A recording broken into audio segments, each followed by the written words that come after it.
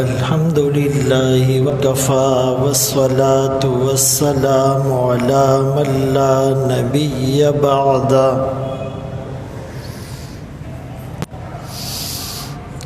أما بعد فأعوذ بالله من الشيطان الرجيم. بسم الله الرحمن الرحيم.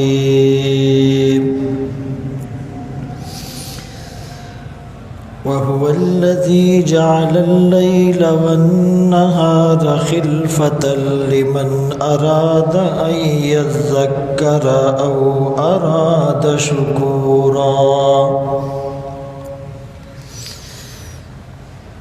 وعباد الرحمن الذين يمشون على الأرض هونا وإذا خاطبهم الجاهلون قالوا سلاما.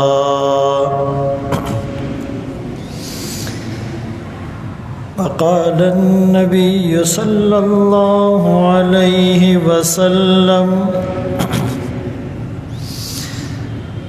لا تسبوا الدهر فإنها مأمورة. صدق الله مولانا العظيم وصدق رسوله النبي الأمي الهاشمي المدني الكريم، ونحن على ذلك لمن الشاهدين والشاكرين، والحمد لله رب العالمين.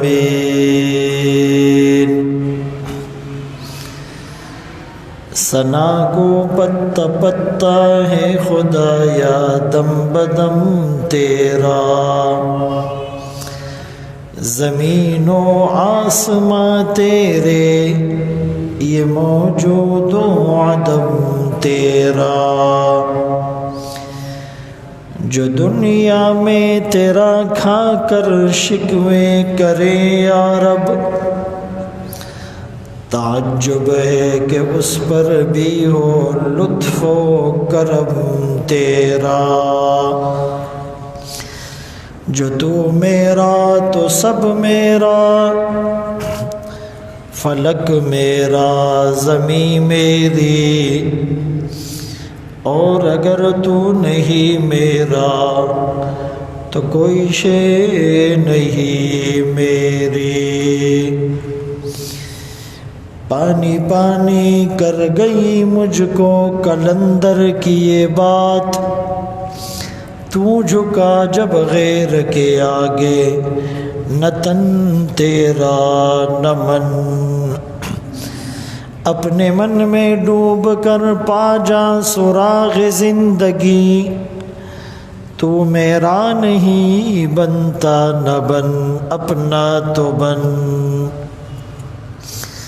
واجب الاحترام عزیزان گرامی، آپ کے سامنے قرآن کریم فرقان مجید کی سورہ فرقان کی آیت کریمہ تلاوت کی، اور سرکار دو عالم تاجدار مدینہ محمد مصطفیٰ احمد مجتبی صلی اللہ علیہ وسلم کی حدیث مبارکہ پیش کی. سردی کا موسم ہے اور یہ موسم بھی اللہ کے حکم کا پابند اور محتاج ہے. کائنات میں کوئی پتا اللہ کی مرضی کے بغیر ہل نہیں سکتا، تو سردی کی کیا مجال کہ وہ خود سے آ جائے، گرمی کی کیا مجال کہ وہ خود سے آ جائے، دن کی کیا مجال کہ وہ دنیا کو روشن کرے، رات کی کیا مجال کہ وہ تاریکی پھیلا دے. سورج کی کیا مجال کہ وہ دن کو طلوع ہو اور رات کو ڈوب جائے، چاند کی کیا مجال کہ وہ پہلے عشرے میں رات میں دن کا سما پیدا کرے اور پھر آہستہ آہستہ ڈھلنا شروع ہو جائے۔ ستاروں کی کیا مجال کہ وہ آسمان کی زینت میں اضافہ بھی کرے اور لوگوں کو راستے کی گائیڈ لائن بھی دے۔ یہ ساری کائنات اللہ کے حکم کی پابند ہے۔ قرآن کریم کی اس آیت میں اللہ فرماتے ہیں وَهُوَ الَّذِي، وہی ذات جَعَلَ اللَّيْلَ وَالنَّهَارَ خِلْفَةً، جس نے رات اور دن کو ایک دوسرے کے پیچھے بنایا۔ دن آتا ہے تو رات جاتی ہے، رات آتی ہے تو دن جاتا ہے، ایک نمبر لگا ہوا ہے، باریاں مقرر ہے، ڈیوٹیاں لگی ہوئی ہے۔ یہ کس لیے کہ لوگ نصیحت حاصل کریں، اللہ کا شکر ادا کریں۔ تو یہ جو سردی کا موسم آتا ہے، گرمی کا موسم آتا ہے، اس کا ایک ظاہری سبب، ایک باطنی سبب۔ ظاہری سبب تو یہ ہے کہ سورج گردش کرتا ہے، کبھی اس کی گردش کے دوران زمین قریب ہوتی ہے تو گرمی، کبھی اس کی گردش کے دوران زمین اور اس کا ڈسٹینس بڑھتا ہے تو سردی۔ لیکن اس کا باطنی سبب ہے، اس کی ایک باطنی حکمت ہے۔ وہ کیا ہے کہ اللہ نے جنت اور جہنم کو پیدا کیا۔ جہنم میں اللہ نے آگ کو بھر دیا، اور وہ آگ دنیا کی آگ سے کروڑہا گنا زیادہ سخت اور خطرناک ہے۔ تو اسی جہنم کی آگ نے اللہ سے شکایت کی کہ اکل بعضی بعضاً، کہ میرے بعض حصے نے میرے بعض حصے کو کھا لیا۔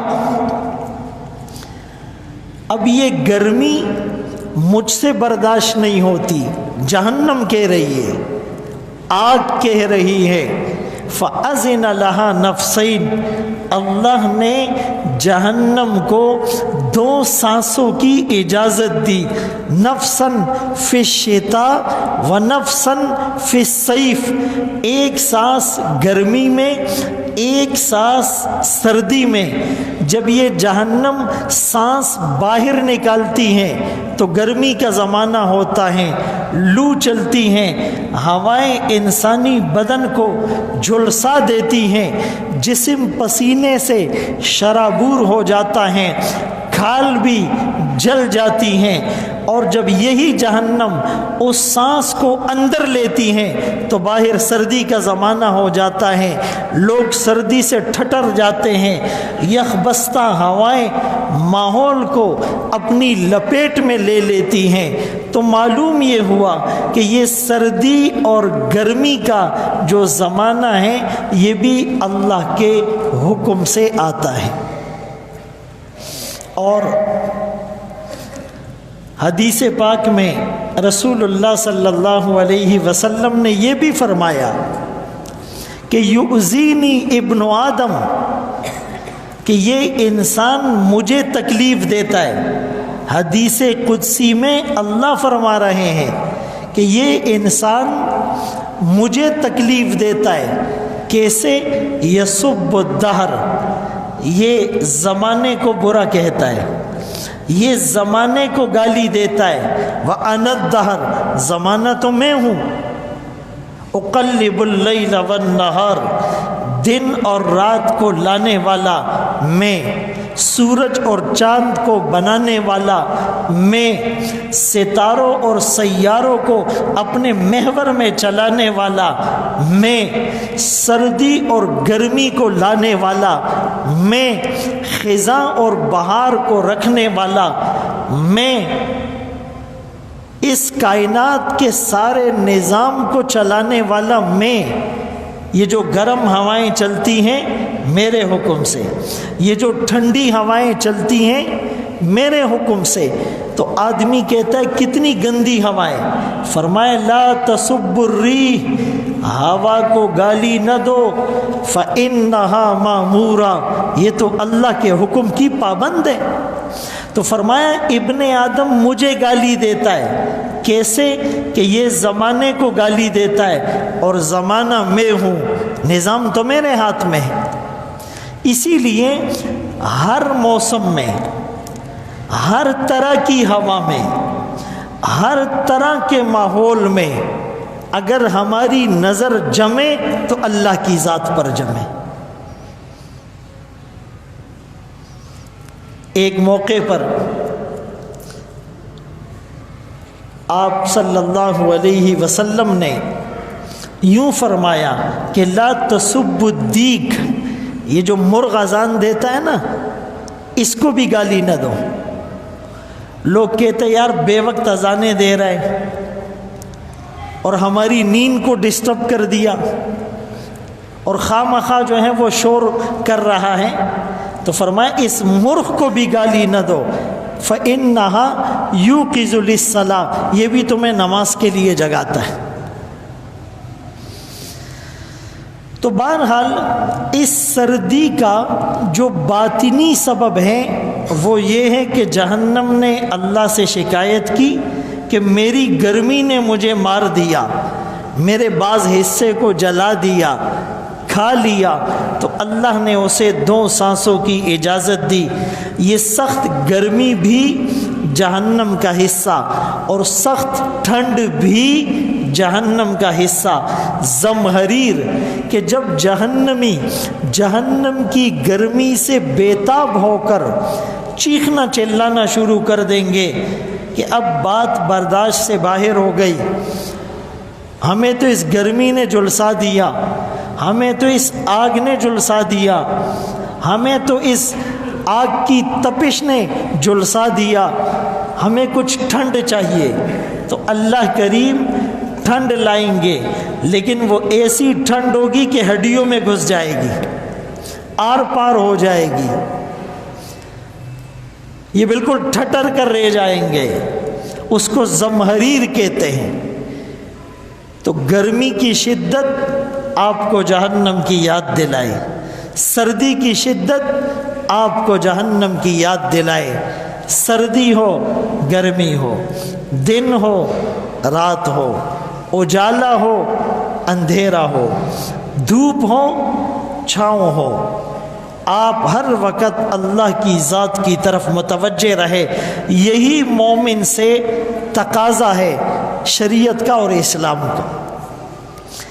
اب اس سردی میں ہمارا فائدہ کیا ہے، حکمت کیا ہے؟ تو سب سے بڑی حکمت تو یہ ہے کہ اس سردی میں روزہ رکھنا آسان ہوتا ہے، دن چھوٹا ہوتا ہے اور رات بڑی ہوتی ہے، تو روزے کا ڈیوریشن کم ہو جاتا ہے۔ یعنی گرمی میں اگر آپ مثال کے طور پہ 15 گھنٹے کا روزہ رکھ رہے ہیں تو سردی میں وہی روزہ وہ شاید 12 گھنٹوں تک آ جاتا ہے، بلکہ 12 سے بھی کم ہو جاتا ہے۔ تو ایک تو روزہ رکھنا آپ کے لیے آسان ہو گیا، دن چھوٹا ہو گیا۔ پھر دوسری بات یہ ہے کہ ٹھنڈ ہوتی ہے تو آدمی کو زیادہ پیاس بھی نہیں ستاتی، یہ ٹینشن بھی ختم ہو جاتی۔ تیسرا فائدہ یہ کہ راتیں طویل ہوتی ہے تو نیند بھی پوری ہو جاتی ہے۔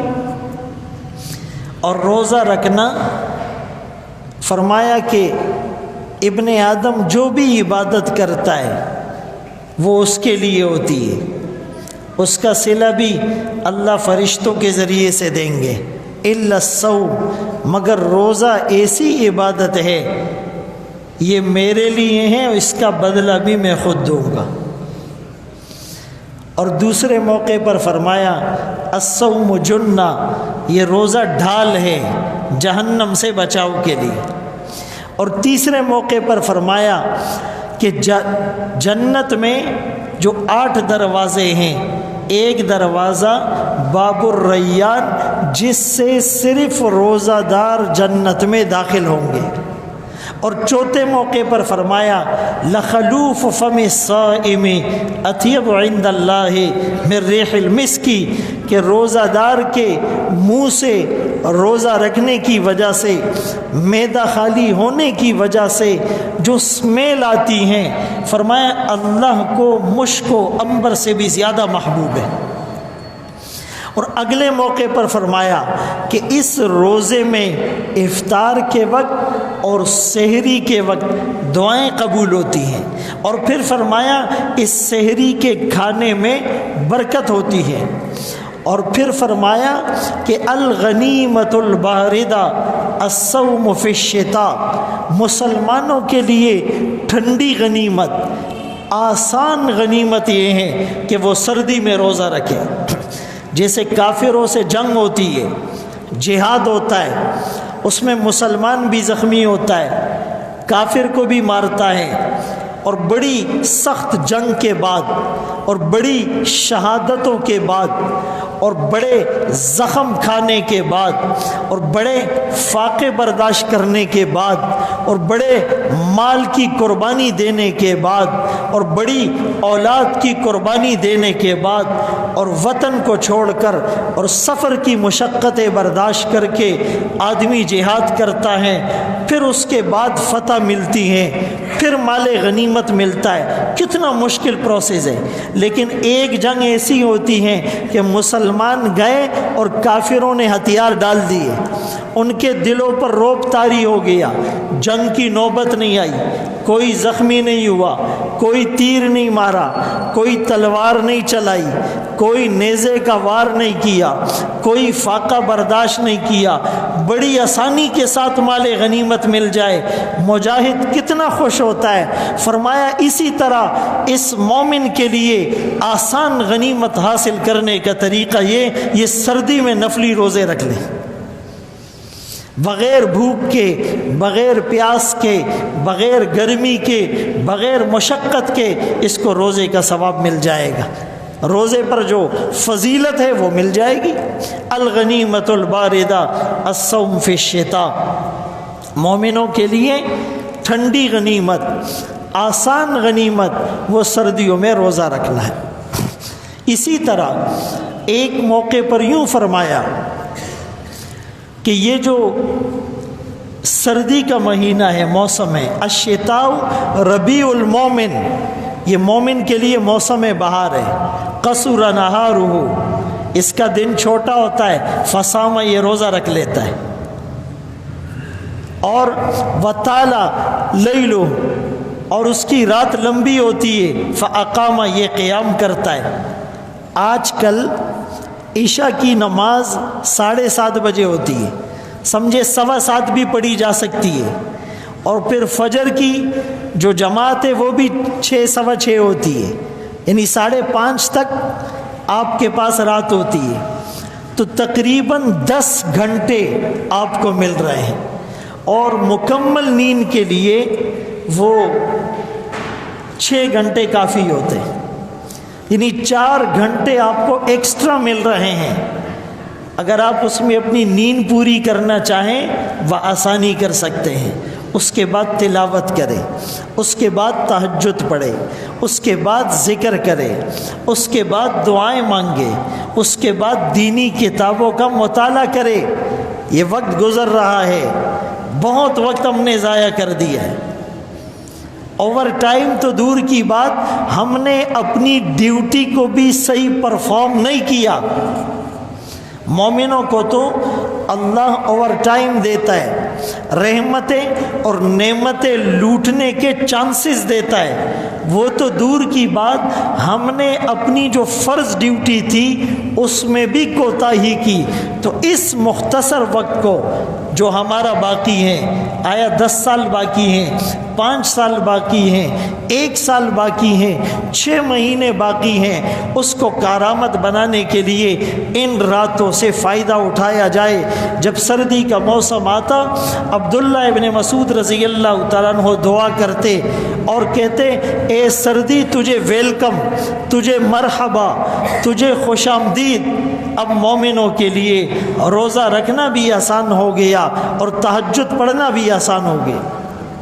عبید بن عمیر ایک بزرگ گزرے ہیں، لطائف المعارف میں لکھتے ہیں سردی کا موسم آتا فرماتے اہل قرآن کے لیے خوشخبری ہے، بشارت ہیں، اب یہ راتیں طویل ہیں، وہ قرآن کی تلاوت کرتے رہیں، یہ دن مختصر ہیں، وہ نفلی روزہ رکھ کر جہنم کی آگ کو بجھاتے رہیں۔ حسن بن صالح، ان کے بھائی علی بن صالح، ان کی والدہ، 3 افراد پر مشتمل گھرانہ ہیں، رات کو 3 حصوں میں تقسیم کر دیا ہے۔ پہلے ماں 10 پارے قرآن پڑھتی ہیں، پھر ایک بیٹے کو اٹھاتی ہیں، پھر وہ 10 پارے قرآن پڑھتا ہے، پھر وہ دوسرے بھائی کو اٹھاتا ہے، پھر وہ 10 پارے قرآن پڑھتا ہے۔ روزانہ اس گھر میں ہر رات میں پورا قرآن پڑھا جا رہا ہے۔ کچھ عرصے کے بعد ماں کا انتقال ہوا، بھائی سر جوڑ کر بیٹھ گئے کہ 10 پارے تو ماں پڑھا کرتی تھی، ماں دنیا میں نہ رہی، لیکن یہ ترتیب دنیا میں باقی رہے گی، آج سے ہم دونوں 15 پارے قرآن پڑھا کریں گے۔ پھر یہ سلسلہ چلتا رہا۔ پھر اس کے بعد ایک بھائی کا انتقال ہوا، اگلا بھائی عزم کرتا ہے اب میں 30 پارے قرآن پڑھوں گا۔ یہ وہ گھر تھے جس میں روزانہ پورا قرآن پڑھا جا رہا تھا۔ آج ہمارے اس معاشرے میں ہزاروں نہیں، لاکھوں نہیں، کروڑوں گھر اس دنیا میں ہیں کہ پورے سال میں ایک قرآن نہیں پڑھا جاتا۔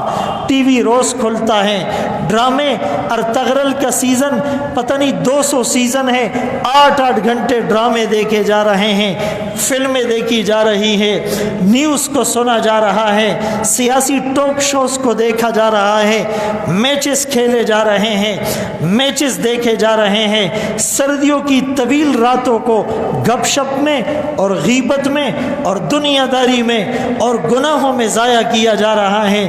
کل کو وہ لوگ اپنا ایسا پاکیزہ نامہ اعمال لے کر اللہ کے حضور حاضر ہوں گے، میں اور آپ گناہوں کے انبار لے کر جائیں گے، کیا منہ دکھائیں گے، کیسے سامنا کریں گے، کس منہ سے شفاعت کی بات کریں گے، کس بدن کے ساتھ ہم اس پاکیزہ ہستیوں کے ساتھ کھڑے ہوں گے۔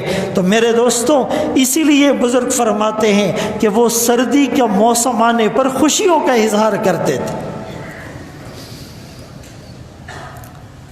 یہ قرآن وہ عظیم کتاب ہے کہ ایک غیر مسلم نے پی ایچ ڈی کی، ریسرچ کی تقریباً 20 سال پہلے کہ 10 سالوں میں 13,000 یورپین مسلمان ہوئے۔ 10 سالوں میں 13,000 یورپ کے غیر مسلم مسلمان ہوئے۔ پھر جب مزید ریسرچ کی تو اس میں 80% لوگ، یعنی تقریباً 10,000 کے لوگ قرآن کو سمجھ کر مسلمان ہوئے، قرآن کو پڑھ کر مسلمان ہوئے، اور مسلمانوں کے پاس اس قرآن کی قدر نہیں۔ یعنی 50% مسلمانوں کو قرآن پڑھنا آتا ہے، 50% کو نہیں آتا ہے، اور جن کو صحیح پڑھنا آتا ہے ان کو قرآن کا ترجمہ نہیں آتا ہے، اور جن کو قرآن کا ترجمہ آتا ہے وہ قرآن پر عمل نہیں کرتے، اور جو قرآن پر عمل کرتے ہیں وہ قرآن کی دعوت کا پرچار نہیں کرتے، قرآن کو اپنی زندگی میں امپلیمنٹ نہیں کرتے۔ قرآن کو صرف نکاح کے موقع پر خطبے میں 2-4 آیات سن لی، نماز میں قرآن کی تلاوت سن لی، رمضان میں آدھا 1 پارہ روزانہ قرآن پڑھ لیا، دکان کھولنے کے بعد قرآن خوانی کروا دی، گھر میں شفٹنگ کے موقع پر بچوں کو بلوا کر اس موقع پر بھی خود صاحب گھرانہ کو قرآن پڑھنے کی توفیق نہیں ہوتی، 20 مقامات پر مدرسے سے بچوں کو، قاریوں کو لے جایا گیا، یعنی 2 4 10 سال بعد گھر میں قرآن پڑھا جا رہا ہے، اس میں بھی گھر والے کو خود پڑھنے کی توفیق نہیں، وہ سموسوں کے چکر میں اور وہ نان کٹائی کے چکر میں اور وہ مٹھائی کے چکر میں اور وہ دیگوں کے چکر میں لگ جاتا ہے، خود پھر بھی نہیں پڑھتا۔ بیمار ہو گیا تو دم کرا دو۔ آپ کسی کو کہیں کہ جی 1 پارہ قرآن پڑھو، کہا جی بڑا مشکل ہے، اس کو بولو 10,000 مرتبہ یا لطیفو پڑھو، کاروبار میں برکت ہوگی، قرض ختم ہو جائے گا، دکان نیچے سے اوپر چلی جائے گی۔ وہ 10,000 مرتبہ یا لطیفو پڑھنا آسان ہے، قرآن کا 1 پارہ پڑھنا مشکل ہے۔ تو کیسے زندگی میں تبدیلی آئے گی؟ یہ قرآن فریاد کرتا ہے، طاقوں میں سجایا جاتا ہوں، آنکھوں سے لگایا جاتا ہوں، دھو دھو کے پلایا جاتا ہوں، تعویذ بنایا جاتا ہوں، جزدان حریر و ریشم کے اور پھول ستارے چاندی کے، پھر عطر کی بارش ہوتی ہے، خوشبو میں بسایا جاتا ہوں، جب قول و قسم لینے کے لیے تکرار کی نوبت آتی ہے، پھر میری ضرورت پڑتی ہے، ہاتھوں میں اٹھایا جاتا ہوں، یہ مجھ سے عقیدت کے دعوے قانون پہ راضی غیروں کے، ایسے بھی رسوا کرتے ہیں، ایسے بھی ستایا جاتا ہوں، کس بزم میں میرا ذکر نہیں، کس عرس میں میری دھوم نہیں، پھر بھی اکیلا رہتا ہوں، مجھ سا بھی کوئی مظلوم نہیں۔ تو سردیوں کی ان طویل راتوں میں ہم قرآن کے ساتھ اپنا تعلق مضبوط کر لیں۔ ایک غیر مسلم عورت جس کا نام ماریا کے تھا، مسلمان ہونے کے بعد وہ میوزک میں PhD کر رہی تھی۔ ہم کہتے ہیں نا موسیقی روح کی غذا ہے۔ ہمارے آقا نے فرمایا کہ الجرس مزامیر الشیطان، یہ میوزک شیطان کی گھنٹیاں ہیں، اس کے آلات ہیں، اس کے انسٹرومنٹ ہیں، اور فرمائے یہ گانا دل میں نفاق پیدا کرتا ہے، اور گانا سننے والے کے کانوں میں پگھلا ہوا سیسا ڈالا جائے گا، اور یہ گانا قرآن کے مقابلے میں شیطان نے ایجاد کیا ہے، اور آج کا مسلمان کہتا ہے موسیقی روح کی غذا ہے۔ تو وہ ماریا کے میوزک میں PhD کر رہی تھی کہ میوزک کا کیا فائدہ ہے، کیا نقصان ہے، کیا اس کے طور طریقے، کیسے اس کو سیکھا جاتا ہے۔ تو وہ مراکش کے ریڈیو میں کوئی فریکوینسی ایڈجسٹ کر رہی تھی کہ اچانک اس کی کانوں میں ایک مانوس سی آواز سنائی دی۔ وہ کہتی ہے کہ میں بالکل رک گئی، اور میں نے وہی فریکوینسی کو ایڈجسٹ کیا، اور اس آواز میں بڑی اٹریکشن تھی۔ تو میں نے پتہ کیا یہ کیا ہے، مجھے بتایا گیا یہ مسلمانوں کا قرآن پڑھا جا رہا ہے، یہ قرآن کی تلاوت ہے۔ کب میں نے دل میں کہا کہ یہ عربی میں، اور مجھے عربی نہیں آتی، بغیر سمجھے جب اس میں اتنی اٹریکشن ہے، جب اس کو میں سمجھ کر سیکھ کر سنوں گی اور پڑھوں گی اور سٹڈی کروں گی تو کیا ہوگا؟ کہتی ہے میں نے اوریجنل سورس، یہ تو سیکنڈلی سورس تھی نا، عربی آتی نہیں تھی، میں نے عربی سیکھ کر اوریجنل سورس میں جب قرآن کو سنا تو دل کی دنیا بدل گئی۔ میں اسٹڈی کرتی رہی، قرآن دل میں اترتا رہا، اور میں مسلمان ہو گئی۔ یہ غیر مسلموں کا حال ہے۔ 80% جو غیر مسلم مسلمان ہوتا ہے قرآن پڑھ کر، قرآن سن کر، قرآن کو سٹڈی کر کے، اور مسلمانوں کا کیا حال ہے؟ بیٹے کو او لیول پڑھانا ہے، اے لیول پڑھانا ہے، ہم منع نہیں کرتے۔ میں ان علماء میں سے ہوں جو اپریشیٹ کرتا ہوں، آپ اپنے بچوں کو ڈاکٹر بنائیں، انجینئر بنائیں، سائنٹسٹ بنائیں، وہ بیوروکریٹ بنیں گے، وہ ٹیکنوکریٹ بنیں گے، وہ اس ملک کی لگام کو اپنے ہاتھ میں لیں گے، اس ملک کی بھاگ دوڑ ان کے پاس آئے گی، اس ملک کی پوسٹیں ان کے پاس آئے گی، اس میں اسلام پھیلے گا، پھولے گا۔ میں اپریشیٹ کرتا ہوں، لیکن ایسا نہ ہو کہ آپ او لیول اے لیول کے چکر میں مسلمان ہی نہ رہیں۔ آپ کے عقائد خراب ہو جائیں، آپ کے نظریات خراب ہو جائیں، آپ کے افکار خراب ہو جائیں، آپ کے مشرقی اقدار آپ سے چلے جائیں، آپ بالکل یورپ کے کلچر کو 100% اپنے اوپر اپلائی کریں، ایسا نہ ہو۔ تم شوق سے کالج میں پڑھو، پارک میں پھولو، جائز ہے ہواؤں میں اڑو، چرخ پہ جھولو، پر ایک سخن بندہ عاجز کا رہے یاد، اللہ کو اور اپنی حقیقت کو نہ بھولو۔ حضرت عمر رضی اللہ تعالیٰ عنہ کو کس نے جا کر دعوت دی تھی؟ کہاں پر انہوں نے سیروزہ لگایا تھا؟ کون سی خانقاہ میں انہوں نے چلہ کاٹا تھا؟ کون سے عالم کے درسوں میں وہ روز جا کر بیٹھتے تھے؟ ایک قرآن ہی سنا تھا اور وہ دل میں اتر گیا تھا اور آر پار ہو گیا تھا۔ اور وہ عمر جو اسلام کا مخالف تھا آج اسلام پہ جان دینے والا بن گیا، محمد الرسول اللہ کا محافظ بن گیا۔ لو کان بعدی نبی لکان عمر کا خطاب اسے مل گیا۔ اس کے اسلام لانے پر آسمان والوں نے خوشیاں منائی۔ عمر کے اسلام سے اسلام کی عمر بڑھ گئی تھی، دنیا کفر پر دھاگ بیٹھ گئی تھی، کفر کے ایوانوں پر لرزہ طاری ہو گیا تھا۔ فرمایا ایک عمر دنیا میں اور آتا، پوری دنیا میں اسلام ہی اسلام ہوتا۔ وہ صرف قرآن سنا تھا،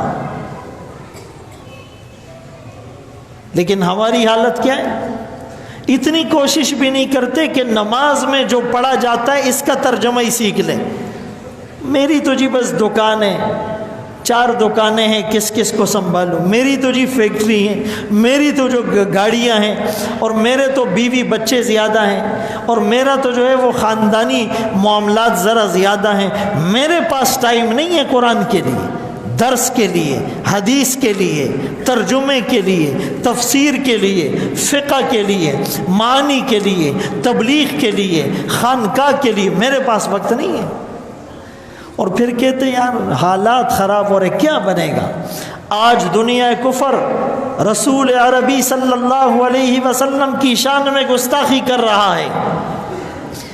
وہ بدبخت کبھی کارٹون امیز خاں کے شائع کرتا ہے،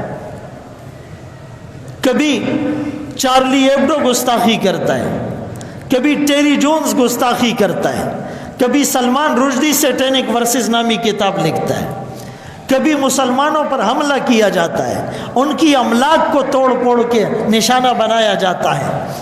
تو اس کے مقابلے میں مسلمان کیا کرے؟ پہلا کام یہ کرے وہ محمد الرسول اللہ کا حقیقی تعارف دنیا کو بتائے۔ ہمارے نبی رحمت للعالمین تھے۔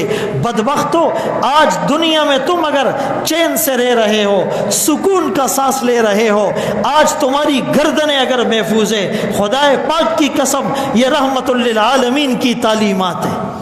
فرمائے جنگ کے میدان میں بھی بچوں کو نہیں مارو، بوڑھوں کو نہیں قتل کرو، جو خود اسلحہ پھینک دے اس کے ساتھ تمہاری کوئی دشمنی نہیں۔ یہ اس پیغمبر رحمت کی تعلیمات تھی جو پتھر کھا کر بھی امت کو دعائیں دے رہا ہے۔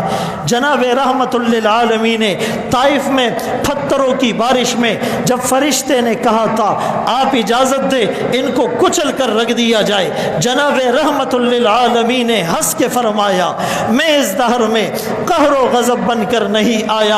اگر آج کچھ لوگ اسلام پر ایمان نہیں لاتے، خدائے پاک کے دامن وحدت میں نہیں آتے، مگر نسل ضرور ان کی اسے پہچان جائے گی، در اسلام پر ایک روز آ کر سر جھکائے گی۔ میں ان کے حق میں قہر الہی کی دعا کیوں مانگوں؟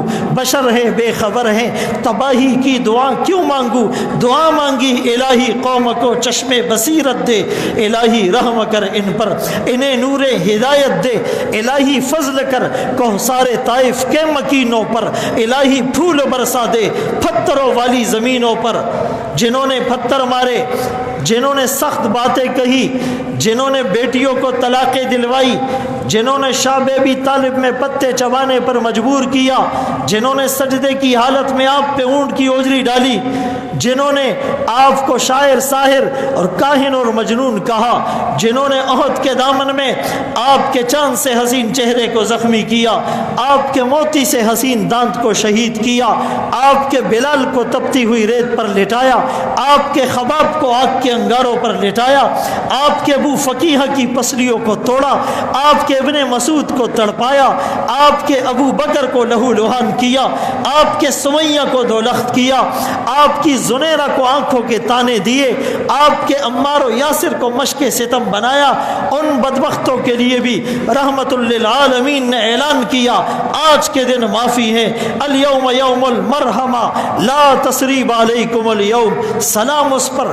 جس نے خون کے پیاسوں کو قوائیں دی، سلام اس پر جس نے گالیاں سن کر سختیاں سہ کر دعائیں دی، سلام اس پر دشمن کو حیات جاویدہ دے دی، سلام اس پر ابو سفیان کو جس نے اما دے دی، سلام اس پر جس نے فضل کے موتی بکھیرے ہیں، سلام اس پر برو سے جس نے فرمایا یہ میرے ہیں، سلام اس پر فضا جس نے زمانے کی بدل ڈالی، سلام آمنہ کے لال اے نور سبحانی۔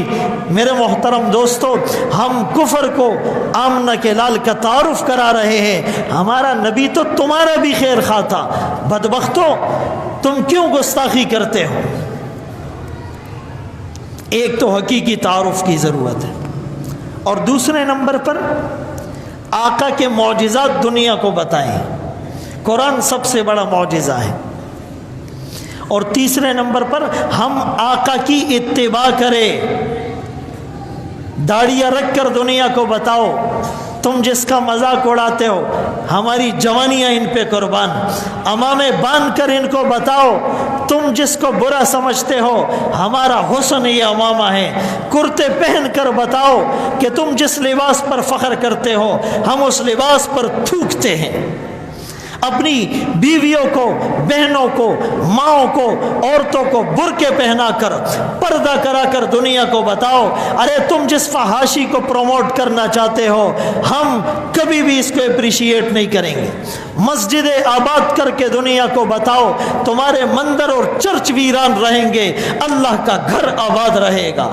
قرآن کی تلاوت کر کے دنیا کو بتاؤ ارے موسیقی روح کی غذا نہیں، ہماری روح کی غذا اللہ کا قرآن ہے، تبلیغ میں نکل کر دنیا کو بتاؤ ارے تم جتنا دباؤ گے اتنا ہی یہ ابھرے گا، اسلام کی فطرت میں خدا نے لچک رکھی ہے اتنا ہی یہ ابھرے گا جتنا کہ دبا دیں گے، جہاد کا علم ہاتھ میں تھام کر دنیا کو بتاؤ نور خدا ہے کفر کی حرکت پہ خندزن، پھونکوں سے یہ چراغ بجھایا نہ جائے گا، ہم سب کچھ برداشت کر سکتے ہیں، ناموس رسالت کی گستاخی برداشت نہیں کر سکتے، عظمت صحابہ پہ کوئی کمپرومائز برداشت نہیں کر سکتے، اس لیے ان کافر کتوں کو بتا دیا جائے اور ہم اپنے عمل سے بتائیں۔ بدقسمتی یہ ہے وہ بھی داڑھی کا مذاق اڑاتا ہے ہم بھی گندی نالی میں بہا رہے ہیں، وہ بھی امامے کا مذاق اڑاتا ہے ہمیں بھی شرم آتی ہے، وہ بھی کرتے سے نفرت کرتا ہے ہم بھی پینٹ شرٹ پہن کر ان کو خوش کر رہے ہیں، ان کے بنائے ہوئے ڈرامے کون دیکھتا ہے، ان کی بنائی ہوئی ننگی فلمیں کون دیکھتا ہے، ان کے بنائے ہوئے میچ کون دیکھتا ہے، ان کے بنائے ہوئے ٹی وی اور نیٹ اور کیبل سے کون سہولتیں لے رہا ہے۔ میرے محترم دوستو، محمد الرسول اللہ کو چہرہ دکھانا ہے، آنکھیں ملانی ہے، سامنے کھڑا ہونا ہے، شفاعت کا مستحق ہونا ہے، حوض کوثر پر چھلکتے جام کی آس لیے بیٹھے ہیں اور کام ہمارے کیسے ہیں، اسی لیے اتباع کا عزم کرو۔ تو میں عرض کر رہا تھا کہ سردیوں میں روزہ رکھو نفلی، راتوں کو تہجد کا اہتمام کرو۔ نمبر 3، جب تم رات کو اٹھو گے سردی میں گرم کمبل چھوڑو گے، نرم رضائی سے اٹھو گے اور ہواؤں کے جھکڑ چل رہے ہوں گے اور ٹھنڈے پانی سے وضو کرو گے، یہ مشکل کام ہے، اور فرمایا کہ جب تم عام حالات میں وضو کرتے ہو گناہ معاف ہوتے ہیں، جب سردی میں ٹھنڈے پانی سے وضو کرتے ہو گناہ بھی معاف ہوتے ہیں، درجہ بھی بڑھتا ہے۔ اسباغ الوضو علی المکارہ، ڈبل فائدہ، اس لیے ہمت ہے تو پانی بھی گرم نہ کرو، میں فتویٰ نہیں دے رہا، ہمت ہے جو برداشت کر سکتے ہیں، اجر کی بات ہے، ایسے مجاہد بھی ہے کہ جو سیاچن اور گلیشیئر میں پاکستان آرمی کے بھی کچھ جوانوں سے ہم ملے جو کرنل کیپٹن شیر خان شہید تھے، ثوابی کے تھے، ان کے رشتہ داروں سے ہم ملے، وہ برف میں اس برف کو پگھلا کر وضو کر کے قرآن اور نماز پڑھا کرتے تھے۔ تو صبر یعنی سخت حالات پر صبر، ٹھنڈے پانی پر صبر، گرم کمبل کو چھوڑنے پر صبر، اور پھر مصلے پر کھڑے ہونا، یہ مشقت پر صبر، اس پر بھی اجر ملے گا۔ اور سردی میں صدقہ کرو۔ کتنے لوگ ایسے ہیں جن کے پاس کمبل نہیں، جن کے پاس جیکٹ نہیں، سردی میں کھانے کے لیے ان کے پاس کچھ نہیں، ان کی گھر کی چھت محفوظ نہیں۔ صفوان ایک بزرگ گزرے ہیں، سردی کا موسم ہے، مسجد نبوی میں آدھی رات تک عبادت کر رہا ہے، قیام میں ہے، رکوع میں ہے، سجدے میں ہے، دعا میں ہے، ذکر میں ہے، تلاوت میں ہے، مراقبے میں ہے، آنسوؤں کی بارش سے دل کی زمین کو سیراب کرتا ہے۔ سردی کے موسم میں مسجد نبوی میں جہاں ایک نماز پر 1000، ایک نماز پر 50,000 نمازوں کا ثواب ملتا ہے، وہاں عبادت کرتا ہے، آدھی رات کو باہر نکلتا ہے۔ ایک آدمی سردی سے ٹھٹر رہا ہے، اس کے پاس کمبل نہیں، اس کے پاس بھی کچھ نہیں، اس بزرگ نے اپنی قمیص اتار کر اس کو پہنا دی، جا کر سو گئے۔ اس مدینے میں ایک نیک آدمی نے خواب دیکھا کہ صفوان کی بخشش جو رب نے کی وہ ان رات کی عبادت پر نہیں کی، اس ایک قمیص کے پہنانے پر اللہ نے جنت واجب کر دی۔ تو اس سردی میں ہمارے پاس چانس ہے، ہم صدقہ بھی کریں تاکہ کل قیامت کے دن اللہ کے حضور اس حالت میں پیش ہو کہ اللہ ہم سے راضی ہو۔ اور خصوصاً اس موقع پر جب پوری دنیا کا کفر جناب رحمت للعالمین کی گستاخیوں پر تلا ہوا ہے، ہم اتباع پر تل جائیں۔ اس موقع پر میں اور آپ جا کر اس گستاخ کا سر نہیں کاٹ سکتے، موقع ملے گا تو کاٹیں گے انشاءاللہ، لیکن فی الحال ہماری رینج میں نہیں ہے۔ لیکن اتباع ہماری رینج میں نہیں ہے، داڑھی رینج میں نہیں ہے، امامہ رینج میں نہیں ہے، کرتا رینج میں نہیں ہے، نمازیں رینج میں نہیں ہے، تہجد رینج میں نہیں ہے، تلاوت رینج میں نہیں ہے، مسواک رینج میں نہیں ہے، تبلیغ رینج میں نہیں ہے، جہاد رینج میں نہیں ہے، خانقاہ رینج میں نہیں ہے، درس میں بیٹھنا رینج میں نہیں ہے، علماء کی صحبت رینج میں نہیں ہے، دفاع صحابت پر جان نچھاور کرنا رینج میں نہیں ہے، حق گوئی کرنا رینج میں نہیں ہے۔ جو رینج میں ہے وہ کیا کیا؟ کل قیامت کے دن نہیں پوچھا جائے گا۔ یہ بہانے بنائے ہوئے، میرے بس میں ہوتا تو میں یہ کر لیتا۔ اللہ ہر ایک سے کام نہیں لیتا۔ یہ خوش قسمت لوگ ہوتے ہیں جو دین کی سربلندی کے لیے کام آتے ہیں۔ اللہ ہم سب کو ان باتوں پر عمل کی توفیق نصیب فرمائے۔